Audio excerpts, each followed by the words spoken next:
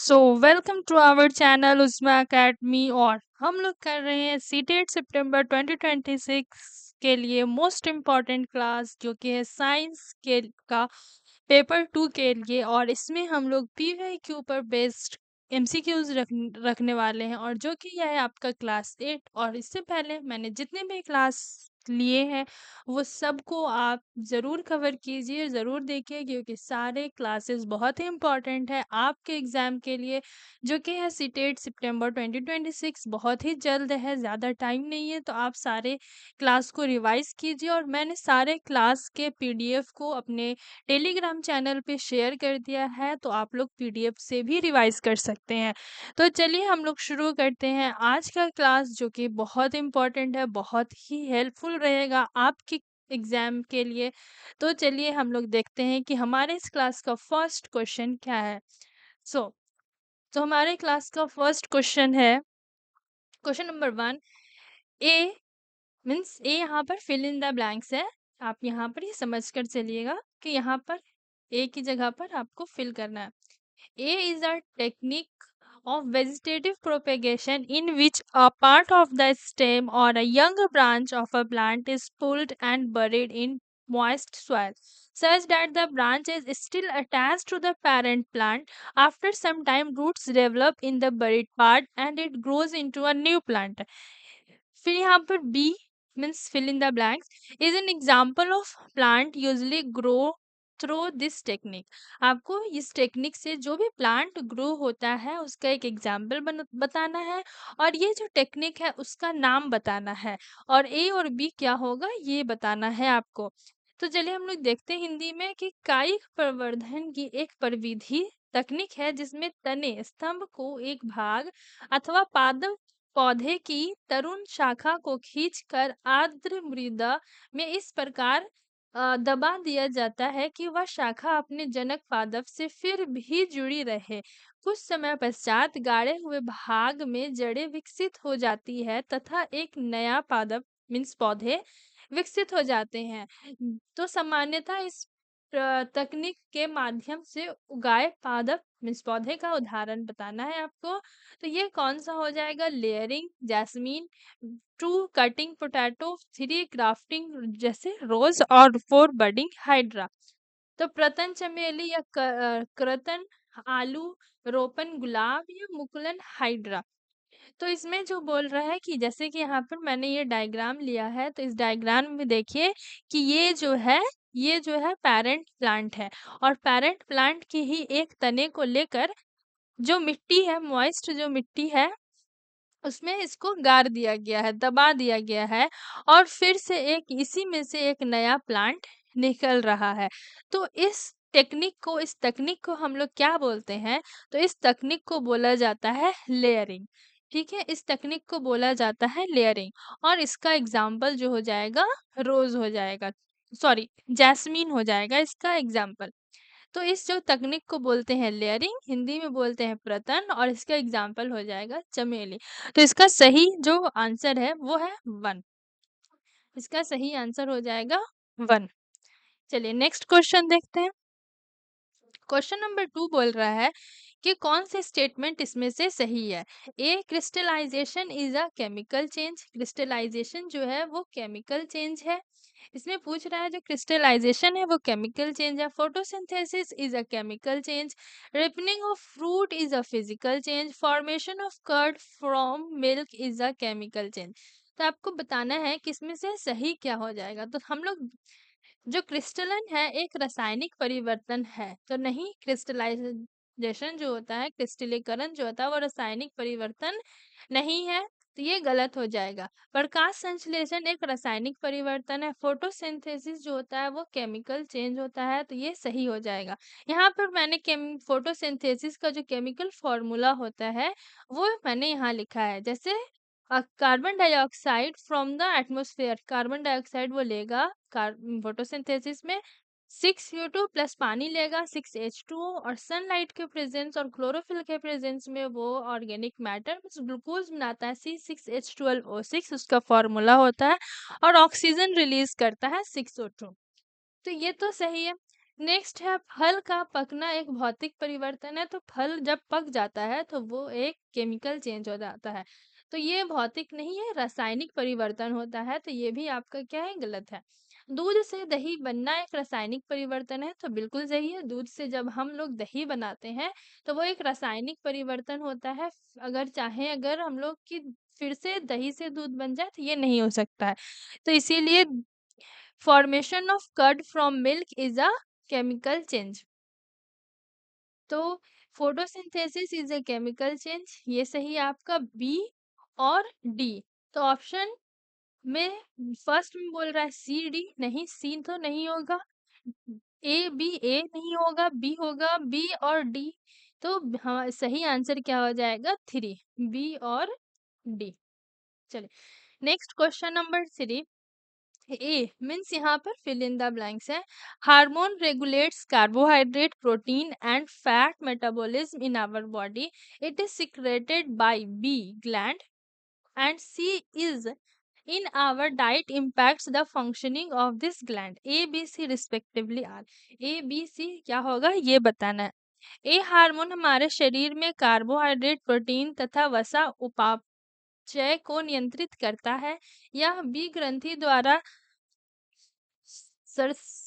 सावित होता है तथा हमारे आहार में सी इस ग्रंथि के काम काज को प्रभावित करता है। तो ए बी सी क्रमशः क्या है, तो जो रेगुलेट करता है हार्मोन को, जो हार्मोन रेगुलेट करता है कार्बोहाइड्रेट, प्रोटीन और फैट मेटाबॉलिज्म को हमारे बॉडी में, तो वो हार्मोन होता है थायरोक्सिन हार्मोन। वो हार्मोन क्या हो जाता है, थायरोक्सिन हार्मोन। ठीक है, और ये जो सिक्रीट करेगा कौन सा ग्लैंड, तो थायराइड ग्लैंड सिक्रीट करता है और हमारे डाइट में इम्पैक्ट करता है। तो हमारे डाइट पे इम्पैक्ट करता है आयोडीन, तो इसका सही आंसर हो जाएगा फोर। इसका सही आंसर हो जाएगा थायरेक्सिन, थायराइड और iodine. Next question number four.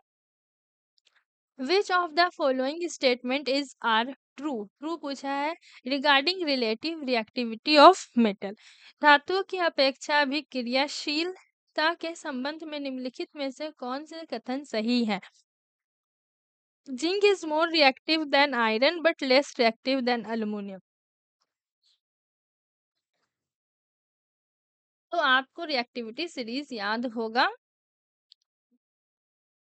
तो आपको ये बताना है कि कौन सा इसमें से सही हो जाएगा। जैसे ऑप्शन वन वन बोल रहा है, यहाँ पर मैं रिएक्टिविटी सीरीज लिख देती हूँ, यहाँ लिख देती हूँ, ठीक है। K means potassium, N A sodium, जैसे केदारनाथ का महंगा आलू जरा फीका सा पकाना है, क्यों हम आज आएंगे। फिर ये AU है लास्ट में, तो ये रिएक्टिविटी सीरीज होता है। सबसे ज्यादा रिएक्टिव पोटेशियम होगा, फिर sodium, calcium, magnesium, aluminium, zinc, iron, tin, lead, फिर हाइड्रोजन, फिर कॉपर, फिर मरकरी, फिर सिल्वर, फिर गोल्ड। तो इसमें सबसे पहले जो स्टेटमेंट है वो बोल रहा है zinc is more reactive than iron, zinc जो है वो ज्यादा रिएक्टिव है आयरन से, तो ये तो सही है। But less reactive than aluminium, लेकिन वो अल्यूमिनियम से लेस रिएक्टिव है, तो ये तो बिल्कुल सही है। जिंक लोहे से अधिक अभिक्रियाशील है परंतु अल्यूमिनियम से कम अभिक्रियाशील है। तो जिंक जो है वो आयरन से ज्यादा है क्योंकि आयरन से ऊपर है, तो ये तो स्टेटमेंट सही है। और अल्युमिनियम से कम है क्योंकि अल्युमिनियम के नीचे है रिएक्टिविटी सीरीज में। तो जो हमारा स्टेटमेंट ए है वो बिल्कुल सही है। चलिए स्टेटमेंट बी पढ़ते हैं। Sodium is more reactive than potassium and calcium. तो जो सोडियम है वो कैल्शियम से तो ज्यादा रिएक्टिव है लेकिन पोटेशियम से कम रिएक्टिव है। तो ये कैल्शियम से तो ज़्यादा रिएक्टिव होगा, लेकिन पोटेशियम से ये कम रिएक्टिव होगा, तो बी हमारा जो स्टेटमेंट है वो गलत हो जाएगा। Aluminium is more reactive than magnesium, तो अल्युमिनियम यह है और अल्युमिनियम के ऊपर मैग्नीशियम है, तो मैग्नीशियम ज़्यादा रिएक्टिव है अल्युमिनियम से, तो यहाँ पर तो स्टेटमेंट उल्टा लिखा है, तो ये भी क्या हो जाएगा, गलत हो जाएगा। तो इसका सही जो आंसर है वो सिर्फ हो जाएगा ए, ओनली सी। इसका सही आंसर केवल A. Question number 5, which of the following represents correct matching set in the context of aquatic plant. जो जलीय प्लांट होता है, जलीय जो पौधा होता है, उसके बारे में इसमें पूछा है। निम्नलिखित में कौन सा जलीय पादपों मीन्स पौधों के संदर्भ में सही सुमेलन समुच्चय को निरूपित करता है। तो इसमें आपको मैच करना है कि कौन सा सही होगा। जैसे लार्ज सर्कुलर लीव्स, बहुवर्तीय फरण, तो लार्ज सर्कुलर लीफ का क्या हो जाएगा आपको बताना है। तो इसका हो जाएगा हेल्पफुल इन प्रोवाइडिंग बायंसी, इसका ए का क्या हो जाएगा 3। वैक्सी कोटिंग, वैक्सी कोटिंग से क्या होगा कि ये हेल्प करेगा, डीके मीन्स उसको छह से सुरक्षित रखेगा, इसको खराब होने से बचाएगा, तो ये हो जाएगा B. Stems have large tunnels and hole, stem जो है वो लार्ज टनल और होल रहेगा, तो उसको फ्लोट करने में, तैरने तैरने में सहायता होती है, तो ये सही हो जाएगा। इसका सी का हो जाएगा 4। Ribbon like leaf, ribbon like जो पत्ती होती है वो मदद करता है और रेजिस्टेंस को ऑफर करने में वाटर करंट में, तो इसका हो जाएगा डी। जलधारा, चलिए, बहुत वृत्तीय जो फलन है वो उत उत्प्लावकता प्रदान होती है और मोमी आवरण से छह से सुरक्षित, और तनों में बहुत सुरंगें और छिद्र होते हैं, जल धाराओं से प्रतिरोध नहीं तीव्रता, तैरते रहने में सहायता होती है, सी। एंड फीते, रिबन जैसे फलन जल धाराओं से प्रतिरोध देता प्रस्तुत होता है, तो इसका हो जाएगा डी। तो इसका सही मैच कीजिए। 5 का क्वेश्चन नंबर, ए का 3, बी का 1, सी का 4, डी का 2, इसका सही आंसर हो जाएगा 1, ऑप्शन 1, इसका विकल्प 1 हो जाएगा सही। चलिए next question, question number 6, the density of medium A is more than medium B but less than medium C, in which medium does sound travel fast. माध्यम ए का घनत्व बी के घनत्व से अधिक है किंतु माध्यम सी के घनत्व से कम है, किस माध्यम में ध्वनि सबसे तेज गति से होगी। तो इसका सही आंसर क्या होगा, can not be inferred from this information, इस सूचना से निष्कर्ष नहीं निकाला जा सकता, या फिर ए बी या सी, मतलब 2 में ए है, 3 में बी है, या 4 में सी होगा। तो इसका सही आंसर हो जाएगा ऑप्शन 1 कि इस सूचना से निष्कर्ष नहीं निकाला जा सकता है। चलिए क्वेश्चन नंबर 6 देखते हैं। 6 में बोल रहा है कि कन्वेक्स, सॉरी क्वेश्चन नंबर 7 है, convex mirror, convex mirror are used as rear view mirror in vehicles, तो रीजन 1 है they form erect and enlarged image, reason 2 they have wider field of view। तो असर्शन है कि convex mirror जो होता है वो रियर व्यू मिरर होता है व्हीकल्स में, तो सही बात है कि जो अवमुख उत्तल दर्पणों का उपयोग वाहनों में पश्च दर्शन दर्पणों मतलब रियर व्यू मिरर के रूप में होता है, जैसे कि आप लोगों ने देखा होगा गाड़ी वगैरह में, तो वहां पर इस मिरर का यूज होता है। क्यों यूज होता है, रीजन दिया है, they form erect and enlarged, reason 2 they have wider field of view, means reason 1 है, तर्क जो पहला है वे ऊर्ध्व शीर्ष एवं विवृद्धित प्रतिबिंब बनाते हैं, और तर्क 2 है उनका व्यापक दृष्टि क्षेत्र होता है, तो हमारा जो असर्शन है वो बिल्कुल सही है। और जो हमारा रीजन है टू, वो बिल्कुल सही है। तो इसका सही आंसर क्या हो जाएगा? A is true and only R2 is correct explanation of A. इसका सही आंसर क्या हो जाएगा? 4। यहाँ पर कन्वेक्स मिरर का इमेज है, ये डायग्राम है जिसमें से एक रे पास हो रहा है, तो आप लोग इसे देख सकते हैं। चलिए नेक्स्ट है क्वेश्चन नंबर 8। इस वन स्टेटमेंट 1 जो है, self pollination can takes place only in bisexual flower. स्वपरागन केवल द्विलिंगी पुष्पों मीन्स फूलों में हो सकता है। तो क्या ये सही है? आपको बताना है। 2 जो है, cross pollination can takes place only in unisexual flower. पर परागन केवल एक लिंगी पुष्पों फूलों में हो सकता है। तो इसका सही आंसर बताना है। यहाँ पर मैंने सेल्फ पॉलिनेशन और क्रॉस पॉलिनेशन को बताया है कि सेल्फ पॉलिनेशन क्या होता है? Transfer of pollen grain from anther to the stigma to the same flower और another flower of the same plant, मतलब एक ही जैसे प्लांट के साथ है वो होता है। ठीक है। क्रॉस पॉलिनेशन जो है is the transfer of pollen grain from the anther of one flower to the stigma of another flower of the same kind. Same kind के होंगे, लेकिन यहाँ पर तो मतलब अनदर फ्लावर के साथ भी हो सकता है और सेम प्लांट के भी साथ हो सकता, सेम फ्लावर और अनदर फ्लावर का भी हो सकता है। तो जो स्टेटमेंट 1 है वो तो बिल्कुल सही है और स्टेटमेंट 2 जो है वो फॉल्स है। तो इसका सही आंसर हो जाएगा क्वेश्चन नंबर 8 का 4। चलिए 9 देखते हैं। क्वेश्चन नंबर 9,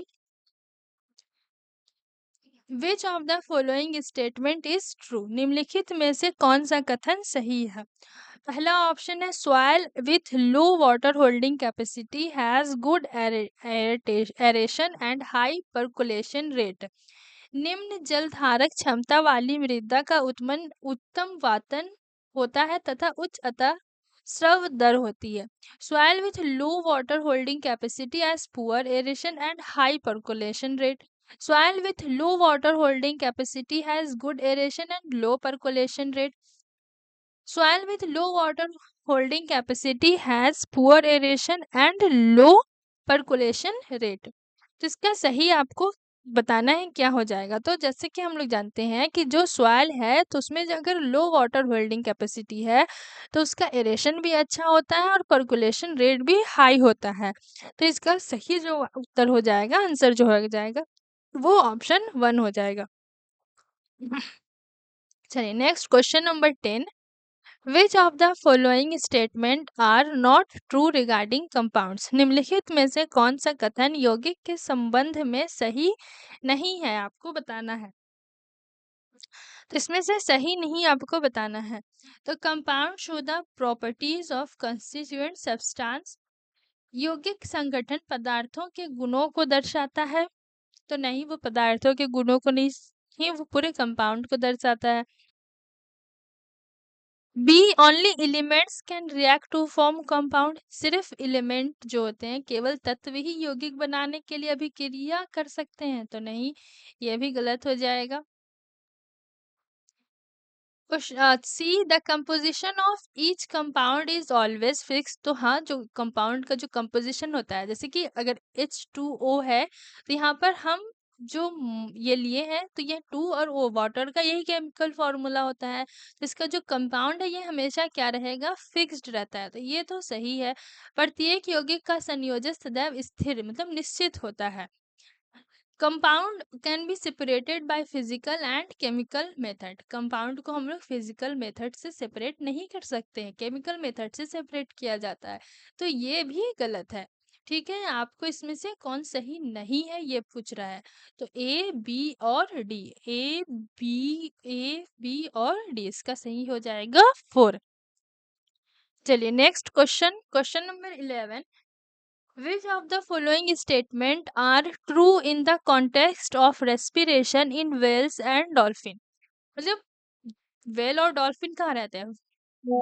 पानी में रहते हैं, वाटर में रहते हैं। तो ये आपको बताना है कि इसमें से सही क्या है रेस्पिरेशन के लिए।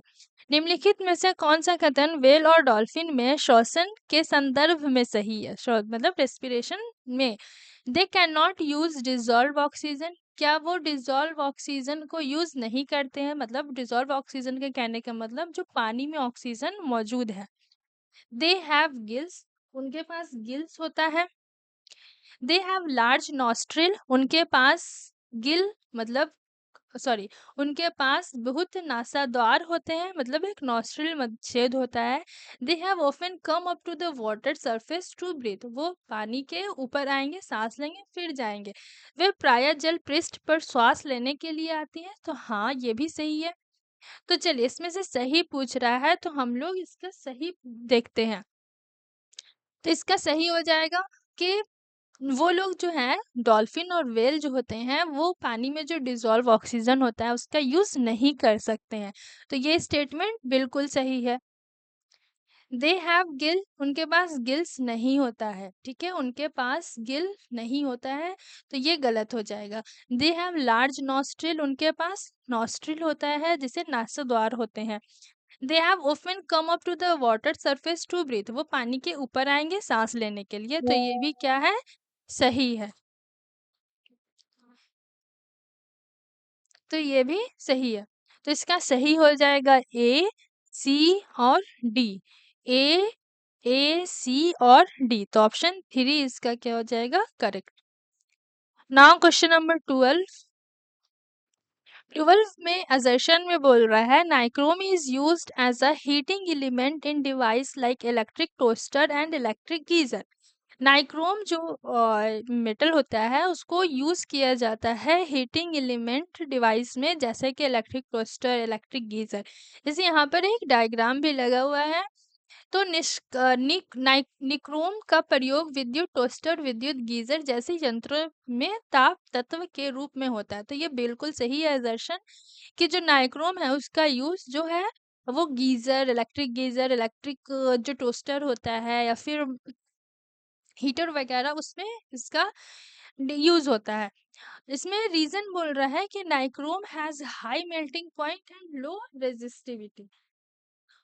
नाइक्रोम का उच्च गलनांक और निम्न प्रतिरोधक होता है। तो जो नाइक्रोम है उसका जो रेजिस्टिविटी है वो जो लो नहीं होता है, उसका रेजिस्टिविटी कैसा होता है, हाई होता है। उसका रेजिस्टिविटी जो है वो हाई रहता है, निम्न प्रतिरोधक नहीं होता है, उच्च प्रतिरोधक होता है, ठीक है। तो रीजन जो है वो गलत है, असर्शन इसका सही है। तो इसका सही क्या हो जाएगा, A is true but R is false. A सही है पर आर क्या है, गलत है। चलिए, क्वेश्चन नंबर 13 देखते हैं। Which of the following statement is the true regarding the function of bile juice in human digestive system. मानव पाचक तंत्र में पित्त रस के कार्य के संबंध में निम्नलिखित में से कौन सा कथन सही है। तो आप लोग को बाइल जूस जो ह्यूमन डाइजेस्टिव सिस्टम में यूज होता है, तो इसमें से कौन सा कथन सही है। जैसा कि हम लोग जानते हैं कि बाइल जूस जो है वो लीवर से सिक्रीट होता है और गोल ब्लैडर में ये होता है, स्टोर होता है, ठीक है। तो ये क्या करता है, makes the partially digested food coming from stomach alkaline, या आमाशय से आते हुए आंशिक रूप से पचे भोजन को क्षारीय बना देता है। B it helps in digestion of fat, या वसा के पाचन में सहायता करता है। तो इसमें ये जो दोनों स्टेटमेंट है ये दोनों सही है, क्योंकि जो बाइल जूस है वो हमारे डाइजेस्टिव फूड को जो स्टमक से आते हैं उसको क्या बनाता है, अल्कलाइन बना देता है, क्षारीय बना देता है, और ये जो फैट के डाइजेशन में हेल्प करता है। तो ये भोजन को क्षारीय बना देता है और पाचन में, वसा के पाचन में ये सहायता करता है। तो इसका सही आंसर हो जाएगा बोथ ए आर ट्रू। ए और बी दोनों सही है। चलिए, next question number 14। On the basis of the following information, identify the substance which give flame on burning। निम्नलिखित सूचना के आधार पर उन पदार्थों की पहचान कीजिए जो जलने पर ज्वाला देते हैं। तो सब्सटेंस है ए बी सी डी और उसका स्टेट दिया है इधर, और जो वेपराइज एंड बर्निंग है मतलब जलने पर वाष्प बनता है। तो अगर हम सॉलिड स्टेट में कोई भी चीज है उसको जलाएंगे तो क्या वाष्प बनेगा या नहीं। तो बनेगा, तो इसमें नहीं बोल रहा है। लिक्विड में भी बनेगा और सॉलिड में भी बनेगा। ठीक है, तो इसका सही आंसर हो जाएगा बी और सी। 4, इसका सही जो विकल्प है वो 4, बी और सी। चलिए नेक्स्ट देखते हैं। क्वेश्चन नंबर 15, असर्शन बोल रहा है arteries have thick and elastic wall as compare to vein. शिराओं की तुलना में धमनियों की मोटी और प्रत्यास्थ भित्तियां होती है। तो ए जो है बिल्कुल सही है। ए सही है क्योंकि आर्टरीज का जो वॉल होता है वो थिक और इलास्टिक होता है वेन के कंपेयर में। रीजन दे रहा है कि the pressure of blood flow in arteries is low as compare to vein. तो आर्टरी में जो प्रेशर होता है ब्लड का वो लो होता है वेन के कंपेयर में। शिराओं की तुलना में धमनियों में रक्त प्रवाह का दाब कम होता है, तो लो नहीं होता है इसमें। जो ब्लड प्रेशर जो आर्टरीज में होता है वो हाई होता है। ठीक है, यहाँ हाई होगा, इसमें दाब कम नहीं होता है, ज्यादा होता है। तो इसका सही आंसर हो जाएगा, असर्शन सही है लेकिन रीजन जो है वो गलत है। ए सही है तथा आर गलत है। चलिए क्वेश्चन नंबर 16 बोल रहा है the buoyant force on an object immersed in a liquid act as. द्रव में डूबे विबम्ब पर उत्प्लावन बल कार्य करता है। तो किस डायरेक्शन में जो बायंट फोर्स है वो लगता है। जैसे कि हम लोग एक बड़े बाल्टी में किसी चीज को अगर डालते हैं तो बहुत सारी ऐसी चीज है जो डूब जाती है, बहुत सारी ऐसी चीज है वो नहीं डूबती है, थोड़ा सा फोर्स लगाना पड़ता है उसको डालने के लिए। तो फोर्स क्यों लग रहा है, क्योंकि उस पर भी जो पानी है वो एक फोर्स लगाती है। उसी फोर्स को बायंट फोर्स बोलते हैं और हिंदी में बोलते हैं उत्प्लावन बल। तो जो उत्प्लावन बल है वो किस दिशा में लगाएगा पानी, तो वो parallel to the liquid surface में लगाएगा, तो नहीं पैरेलल नहीं लगाएगा। अपवर्ड डायरेक्शन ऊपर की तरफ लगाएगा, तो हाँ।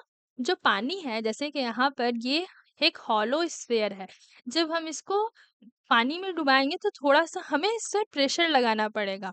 ठीक है, तो इस पर जो पानी है वो भी एक फोर्स लगाएगा, तो वो किधर लगाएगा, ऊपर की ओर लगाएगा, अपवर्ड डायरेक्शन में, उत्तरमुखी दिशा में लगाएगा। तो इसका सही आंसर क्या हो जाएगा, 2। 16 का सही आंसर क्या हो जाएगा, 2 हो जाएगा। 16 का सही आंसर 2 हो जाएगा।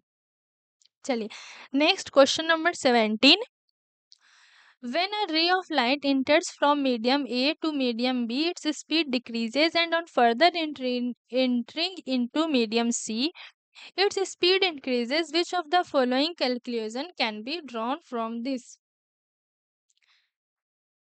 जब प्रकाश की किरण माध्यम ए से माध्यम बी में प्रवेश करती है तब उसकी चाल घटती है और आगे माध्यम सी में प्रवेश करने पर उसकी चाल गति बढ़ती है।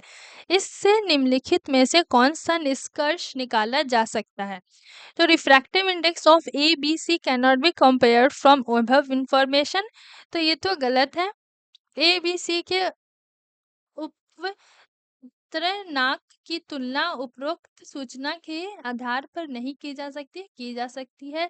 Refractive index of A is more than B and C, नहीं। रिफ्रैक्टिव इंडेक्स ए का अपवर्तनांक बी और सी से अधिक है, नहीं। Refractive index of A is less than B but equal to C, नहीं। ए का अपवर्तनांक बी से कम है परंतु सी के समान है, नहीं। Refractive index of A and C are less than B, A और सी का जो रिफ्रैक्टिव इंडेक्स है वो कम है बी से, ए और सी के अपवर्तनांक बी से कम है। तो इसका सही आंसर क्या हो जाएगा, 4, जिसके कारण वो डिक्रीज और फिर इंक्रीज कर रहा है। चलिए नेक्स्ट क्वेश्चन नंबर 18। 18 में बोल रहा है which of the following statement is correct. One है statement 1, the normal temperature of the body is 37 degree. जो मानव शरीर का सामान्य तापमान जो होता है वो 37 डिग्री सेल्सियस होता है। Heat flows from a body at higher temperature to a body lower temperature. Heat जो है हमेशा हायर टेम्परेचर बॉडी से लोअर टेम्परेचर बॉडी में ही जाएगा। ऊष्मा उच्च तापमान वाले शरीर से निम्न तापमान वाले शरीर की ओर प्रवाहित होता है। तो ये भी ये है। तो आपको बताना इसमें कि कौन इन्फ्रेंस और कौन ऑब्जर्वेशन है। तो S1 जो है वो ऑब्जर्वेशन है और S2 जो है वो इन्फ्रेंस है। S1 जो है वो क्या है, ऑब्जर्वेशन है, और S2 जो है वो इन्फ्रेंस है। S1 क्या है, अवलोकन है, और S2 अनुमान है। चलिए next question number 19। Sunita takes 0.5 gram of sodium carbonate in a test tube and add 5 ml of dilute hydrochloric acid. वो HCl लेती है इतना ml और सोडियम कार्बोनेट लेती है वो इतना, ठीक है। She passes the gas produced in the above reaction through lime water, और फिर उस गैस को वो पास करवाती है लाइम वाटर के द्वारा। Which of the following represent the chemical A and B? मतलब ये A केमिकल और B केमिकल क्या होगा, ये आपको बताना है। तो ये आपको बताना है कि क्या होगा। तो सबसे पहले जो A है वो हो जाएगा Na2CO3, क्योंकि वो सोडियम कार्बोनेट है Na2CO3, और उसको HCl में क्या कर रही है, रिएक्ट करवा रही है, जो डाइल्यूट हाइड्रोक्लोरिक एसिड है। तो हमें क्या मिलेगा, सोडियम क्लोराइड मिलेगा। जब हम Na2CO3 को सोडियम कार्बोनेट को जब हाइड्रोक्लोरिक एसिड से HCl से डाइल्यूट HCl से रिएक्ट करवाएंगे तो हमें मिलता है NaCl, और क्या मिलेगा, वाटर मिलेगा H2O, और क्या मिलेगा, कार्बन डाइऑक्साइड CO2, ठीक है। तो इसका ए जो हो जाएगा वो Na2CO3, Na2CO3 तो 1 तो होगा नहीं और 4 भी नहीं होगा। Na2CO3 plus HCl give NaCl plus H2O plus CO2। चलिए, तो 2 और 3 में कोई हो सकता है। तो बी हम लोग देखते हैं कि उसको उस गैस को पास करवा रही है लाइम वाटर से, ठीक है। तो वो गैस है CO2 और लाइम वाटर जो है CaOH होल ट्वाइस। तो उससे मिलेगा CaCO3 प्लस H2O। तो इसका सही आंसर क्या हो जाएगा, 3। इसका सही आंसर हो जाएगा 3। चलिए next question number 20। While ice melts at 0 degree Celsius, its temperature is। जब बर्फ हीव 0 डिग्री सेल्सियस पर पिघलती है तो उसका तापमान क्या होगा। First decrease and then remain same, पहले घटता है फिर समान रहता है तो नहीं।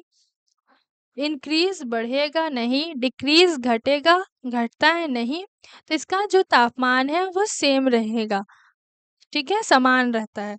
चलिए हमारा लास्ट क्वेश्चन है 21। इस टेबल को कंप्लीट करना है, जहाँ ये है atomic number, mass number, number of electron, number of proton, number of neutron, परमाणु संख्या, द्रव्यमान संख्या, इलेक्ट्रॉन की संख्या, प्रोटॉन की संख्या और न्यूट्रॉन की संख्या। इसमें कुछ खाली स्थान है जैसे A B C D E F, ये सबका हम लोग को नंबर बताना है। तो इससे पहले हम लोग इसमें रिलेशन देख लेते हैं। तो जैसा कि हम लोग जानते हैं कि एटॉमिक नंबर हमेशा नंबर ऑफ प्रोटॉन के बराबर होता है। न्यूट्रल एटम के लिए नंबर ऑफ इलेक्ट्रॉन बराबर होगा नंबर ऑफ प्रोटॉन के।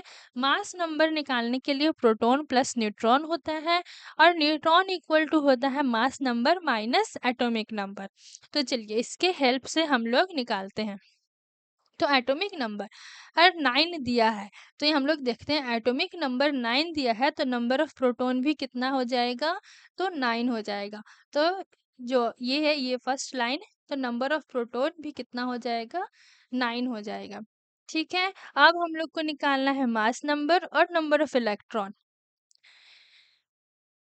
तो number of mass number equal to होता है प्रोटॉन प्लस न्यूट्रॉन।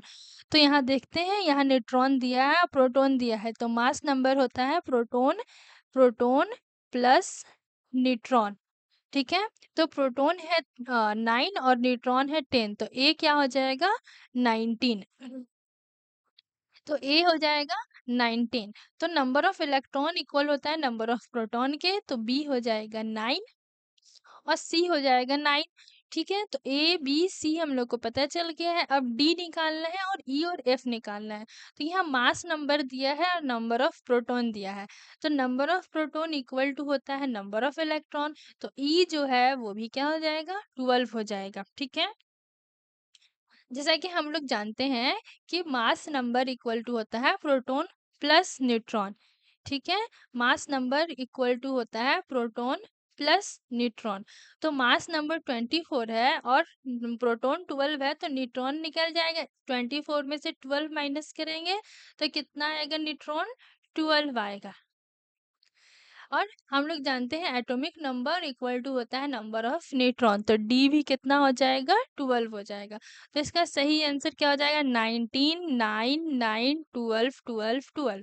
तो 19 10 है, तो ये नहीं होगा। यहाँ पर तो 9 है, ये भी नहीं होगा। यहाँ पर भी 9 है, ये भी नहीं होगा। 19 9 9 12 12 12। तो इसका सही आंसर 3 हो जाएगा। तो इसका सही आंसर क्या हो जाएगा, 3।